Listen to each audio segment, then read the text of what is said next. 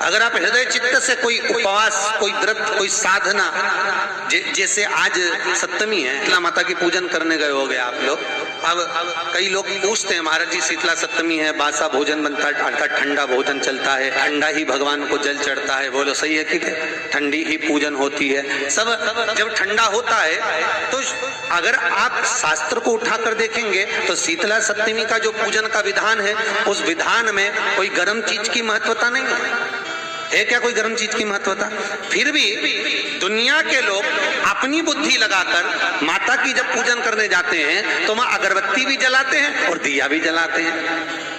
एक तरफ तो तुम माता को ठंडा पानी का भोग लगा रही हो, एक तरफ तो ठंडा भोजन चढ़ा रही हो, एक तरफ तो ठंडे का प्रयास कर रही हो, और ऊपर से माता को तुम दिया लगाकर, अगरबत्ती लगाकर तुम माता को सम्मुख में गर्म तत्व को प्रदान कर रही हो। और फिर आकर कहती हो कि मेरा बच्चा क्यों बीमार पड़ता है, मेरे पति को अगर बार बार ये कष्ट क्यों आता है, घर में लोग चिड़चिड़े क्यों हो जाते हैं, घर में लोग क्लेश क्यों करते हैं, आखिर कारण क्या है? तो कारण तो तुम खुद हो कि जो चीज लिखी है वो ना करते हुए दुनिया जो कर रही है तुम वो करना चाहते हो। तुम भगवान की पूजन उस विधान से नहीं करना चाहते जो विधान शास्त्रों में, जो शास्त्रार्थ विधान कहता है। महाराज शीतला माता की पूजन में कहीं ऐसा लिखा है कि तुम दिया लगाना, अगरबत्ती लगाना? शीतला माता की पूजन में लिखा है एक लोटा पानी लेना, उस जल में पुष्प आदि लेकर माता को ठंडा भोजन का सुंदर भाव से माता का स्नान कराकर पूजन करना, अर्चना करना, कुंकू, चावल, रोली, मोली जो चढ़ा सकते हो, चुनरी,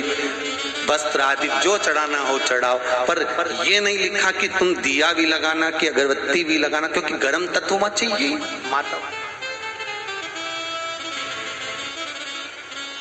वो शीतल है, शीतला। और अगर तुम दिया लगा भी रहे हो, मान लो दिया अगर तुम लगा भी रहे हो तो उसके सम्मुख ना लगे, उससे दूर, बहुत दूर।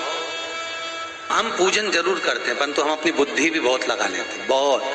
सास ने बेचारी ने बताया कि ऐसे पूजन करना, फिर बहू पूरी उस पूजन को ही बदल देती है, फिर ऐसा भी करना है। महाराज जी ने बताया था ऐसा करना, और मालूम पड़ो और दो चार चीज जोड़ जोड़ा के और उसकी पूजन कर दी। और फिर बाद में क्या, महाराज जी हमारा तो काम ही नहीं हुआ। तो महाराज जी ने पूछा करा कैसे था, वो भी बता दे। तो उसने पूरा बताया, हमने तो बढ़िया पशुपति व्रत करे, ने 6 दिए भी लगाए, एक दिया हम घर पर लेके आए, फिर हम प्रसाद भी लाए, हमने पूरे परिवार समेत प्रसाद सबने बांट कर खाया, ऐसा हमने पशुपति व्रत करा। तो फायदा कहां से होगा?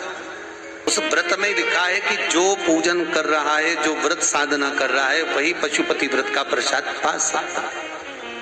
अब कितना तत्व उसमें छुपा हुआ है कि गणेश जी महाराज की बेटी संतोषी का जब हम स्मरण करते हैं, गणेश जी महाराज की पुत्री संतोषी का जब हम पूजन करते हैं, तो उसमें खट्टे ना खाने वालों को ही प्रसाद वितरण किया।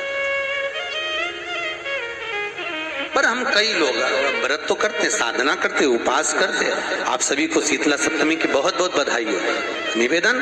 पर करो पूजन, पर उसमें एक चीज का ध्यान रखो, अग्नि तत्व को थोड़ा सा दूर।